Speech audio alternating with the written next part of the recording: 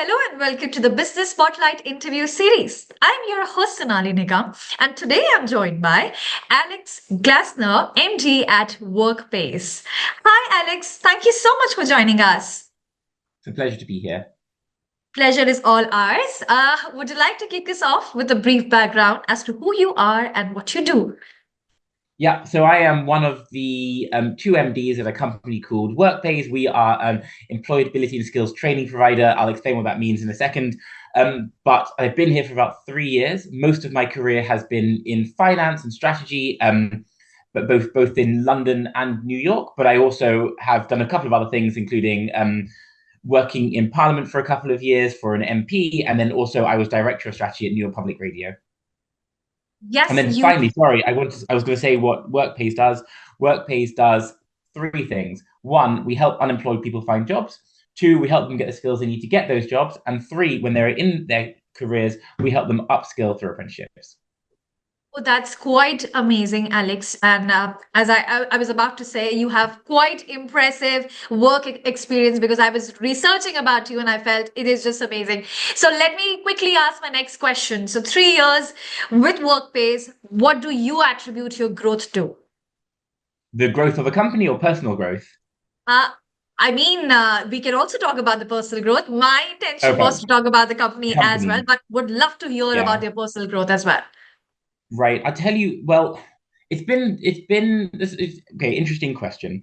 Um, of course, I would love to say any success that Workplace has had is down to me, but it's completely not true. I joined the business as I said, I joined the business just over 3 years ago, and we were very well set up in our industry. The way that we tender for bids, and if we win them, we have to perform on them.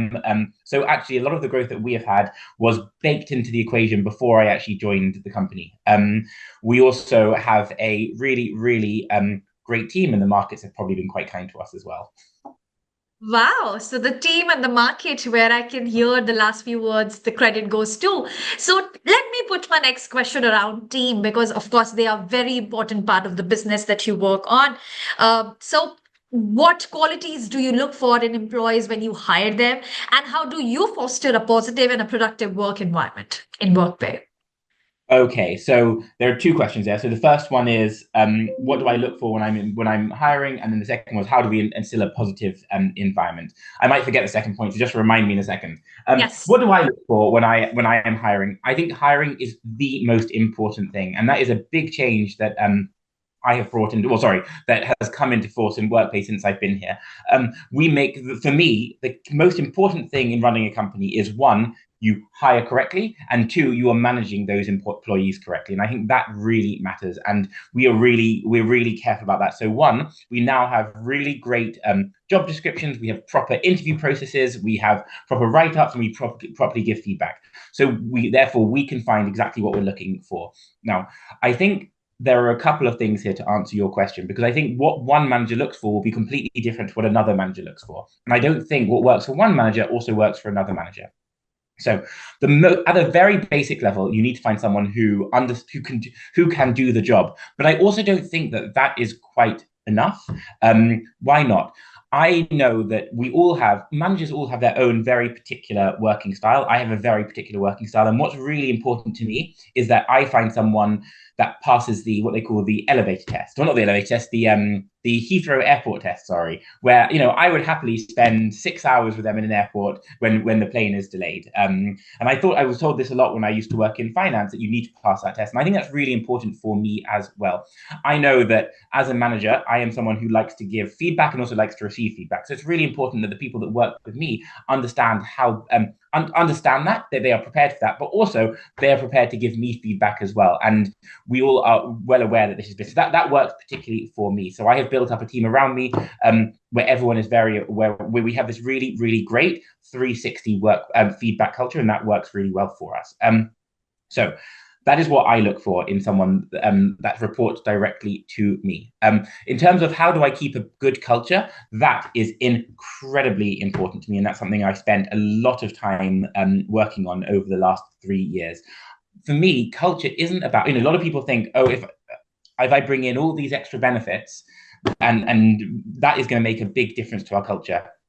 I don't think it is actually, and I think actually what more people, if you give someone, if when you have more that matters is the culture on the ground and making sure that people feel fulfilled in their role, and that comes back to the thing that I was talking about in the first place, with hiring well and also making sure you are managing correctly. So on the one hand, when we hire people that fit very much into this family environment that we have in Workplace, and two, when we are managing, that enables people to have a sense of purpose. So what we always try to do with our employees is one, give them a sense of purpose. Make sure that you have KPIs, but they understand why you have to meet these KPIs because actually it supports the growth of the company. But secondly, and more importantly, for them, it supports your growth as well. So making sure that everyone has a career plan, which is what is really important for me. So those are things that we do. We also try and make sure that people can tap dance into work, as it were, which is something that Warren Buffett says is why he's so wealthy. And we do that by not only making work a nice environment, but we have changed the surroundings, whether it be having actually investing a lot more in desks and computers and chairs and giving every office a certain allowance for food every single month makes a very, very big difference. So things like that bring us together in different offices and bring us together as a company really help as well. It's quite impressive, your viewpoint and your strategies in place of managing employees and how you treat them. I mean, I am amazed to hear that. My next question will be what, I mean, talk us about the daily routine of a highly productive MD. I mean, we would love to hear that. I'd love to meet one. Do you know? I don't know if I'm the best person to answer that. Gosh, what I have tried to do with everyone that reports to me is to have we all have KPIs and we all have SMART goals. So we've just set for the senior leadership team what we call our SLT. We have just set our 2025 SMART goals, and every single quarter we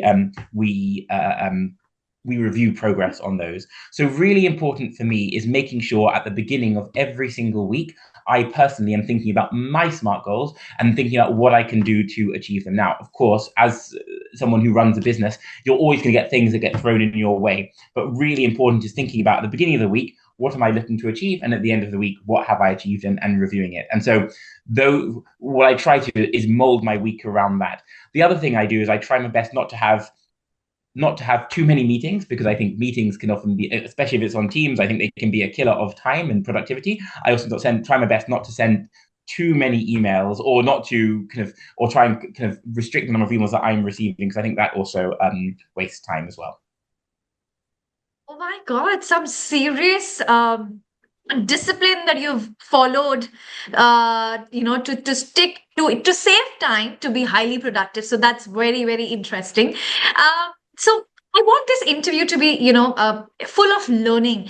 So can I ask, what are some common misconceptions about running a business, and how do you address them? Yeah. I had a partner a few years ago who said running a business is really easy, and it's you just get people to do what you want, and you realize that no, that's not how it works. Particularly, and a lot of this is obviously culture dependent.